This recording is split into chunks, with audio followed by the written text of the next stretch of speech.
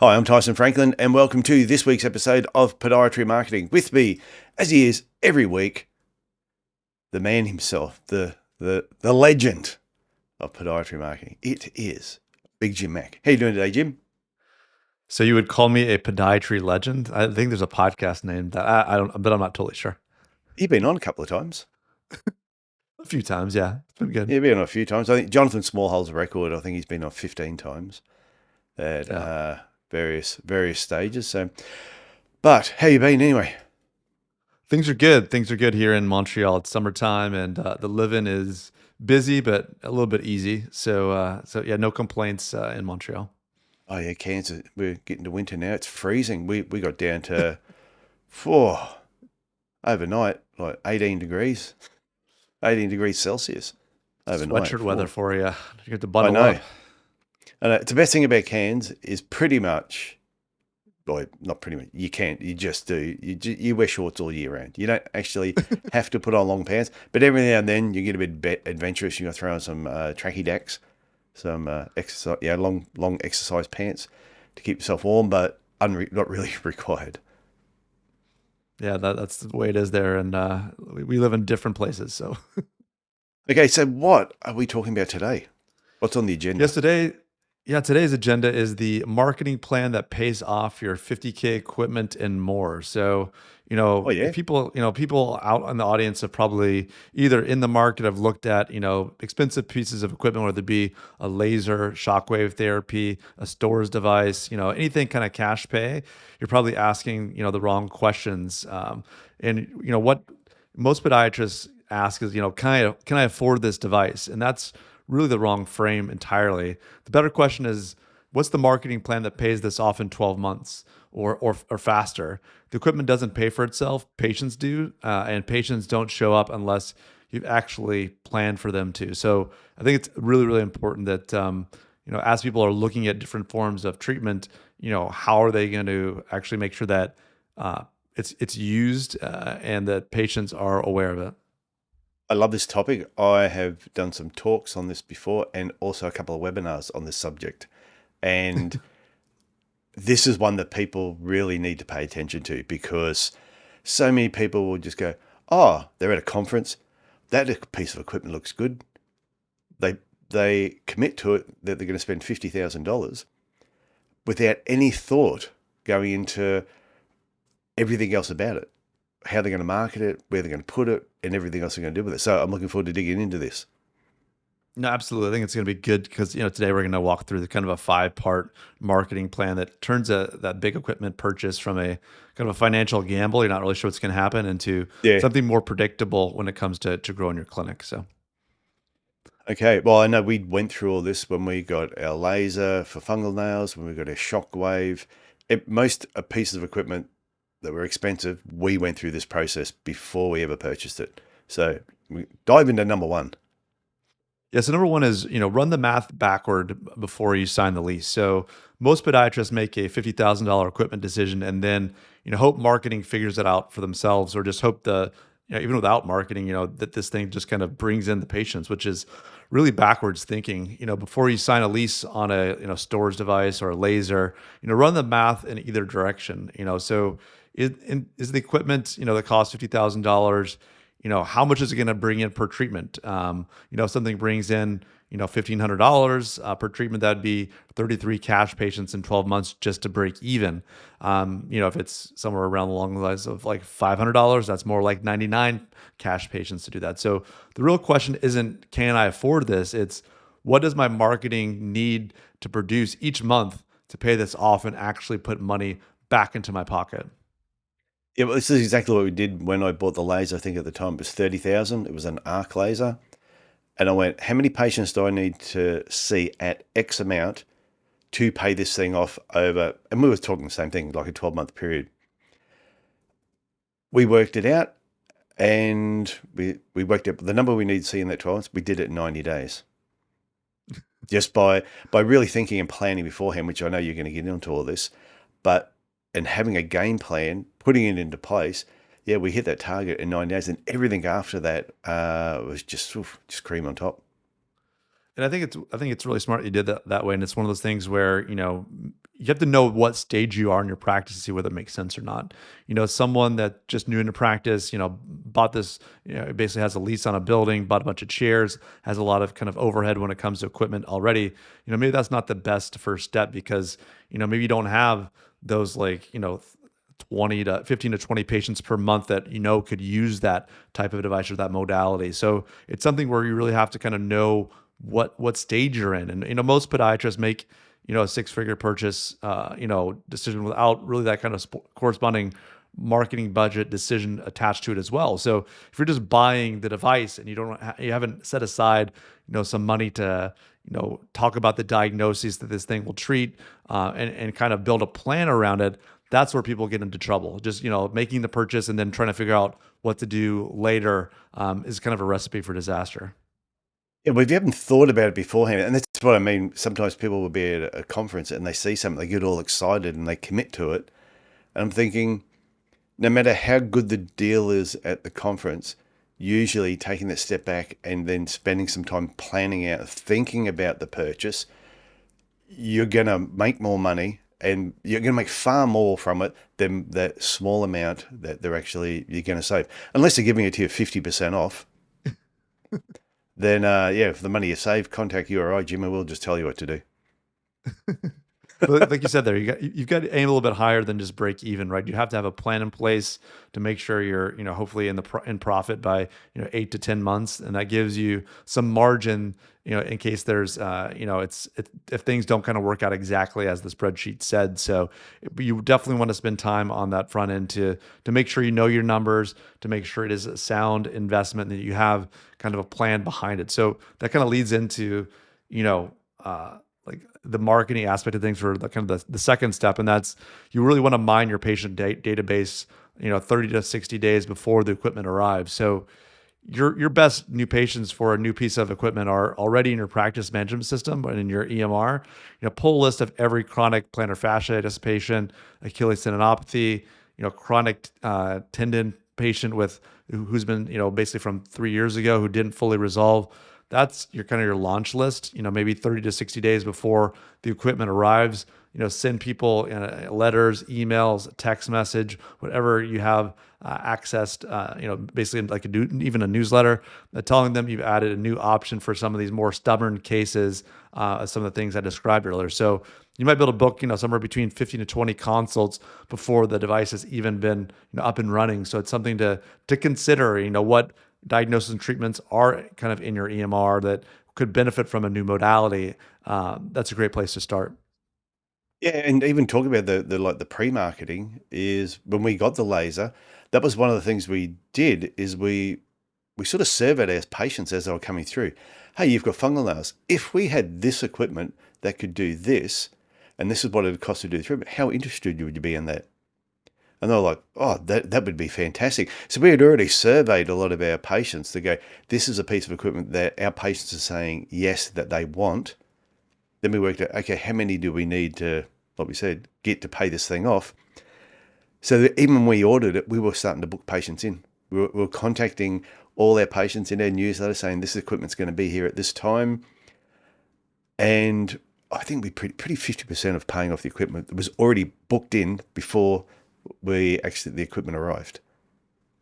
I really like that. I think that's a really smart approach. That surveying, almost doing market research. Sometimes people will pay hundreds, if not thousands, of dollars for kind of just surveying and kind of getting market research on in an area or demographic. So just kind of surveying your own patients and seeing what they would be interested in, I think is a really really smart move, and kind of even seeds the idea in their mind, that this thing might be available in the future. So whether it be, talking to them directly, developing kind of a multi-touch sequence, is going to work better than just kind of a one-off email. So, like I said, sometimes physical letters, an email, a text message, all these things kind of spaced out over 2 to 3 weeks in kind of before it arrives, is something to definitely consider.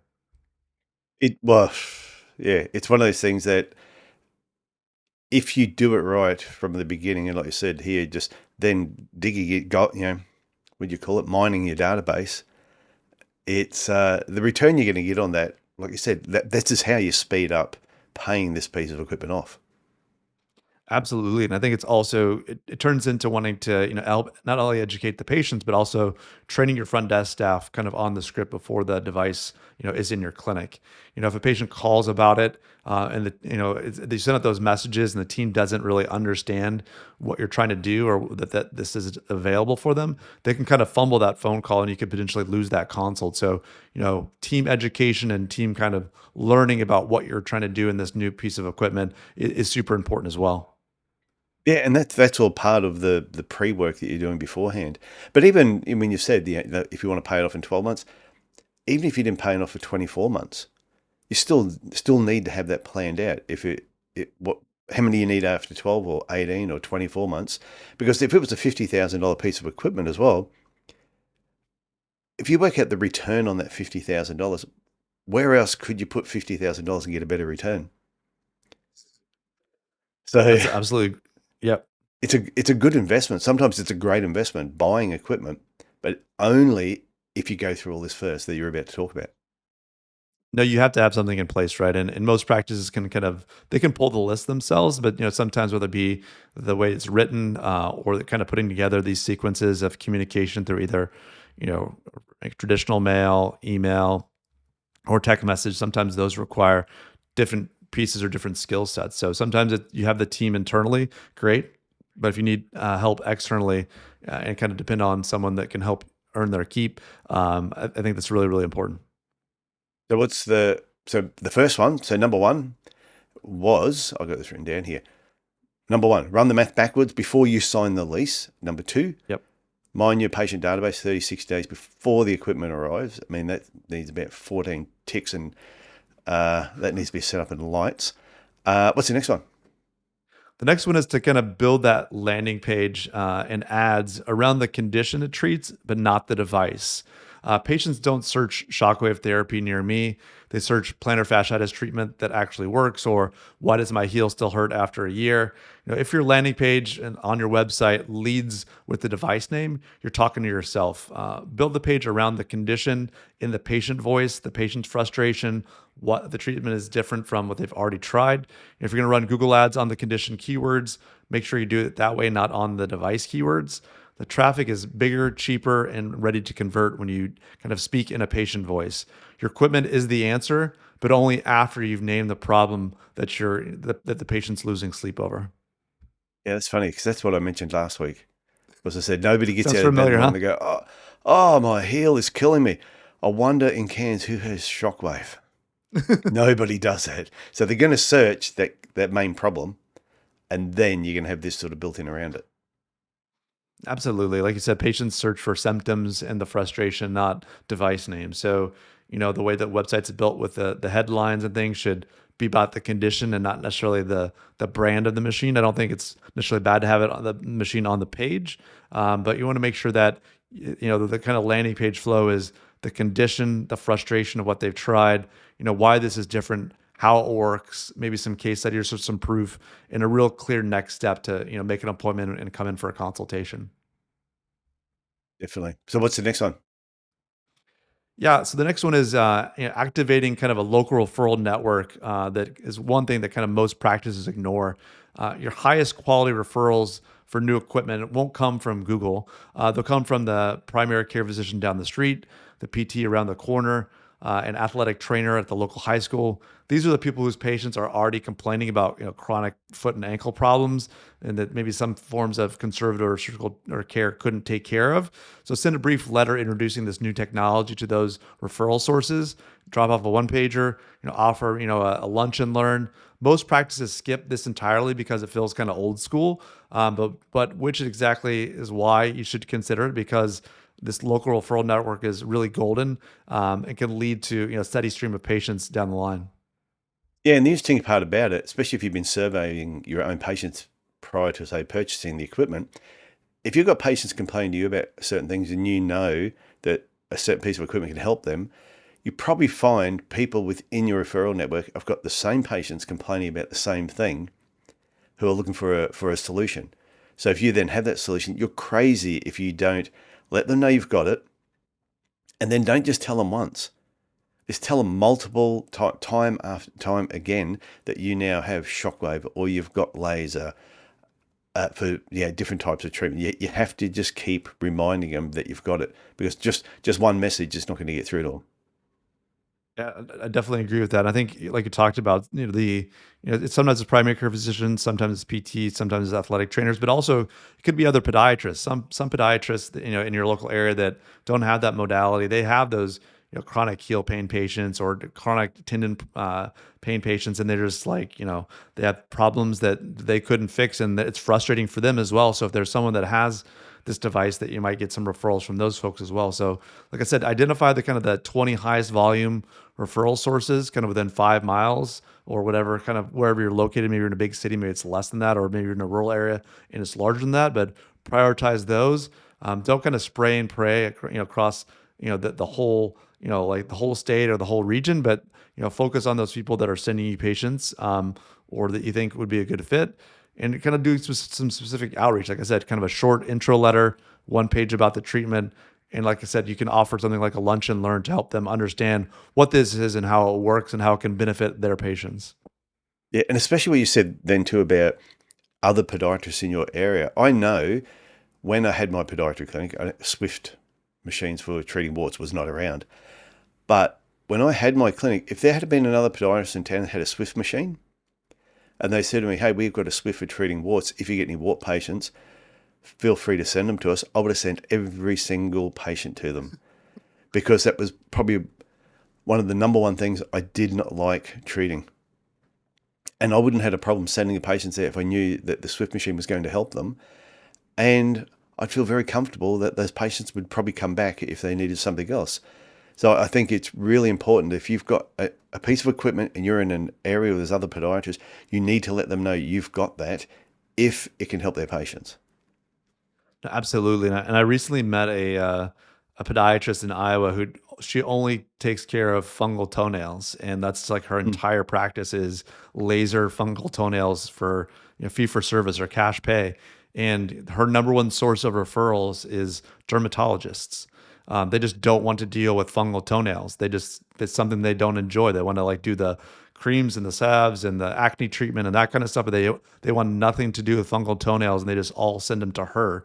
So, you can be that local or even regional referral center for a very specific form of treatment if you're seen as that expert, and really your website and what you're putting out there really speaks to your expertise and the type of great care you provide. That is so true. So what is, we're up to number 5 now, aren't we? Yep. Number 5 is What track is three number numbers.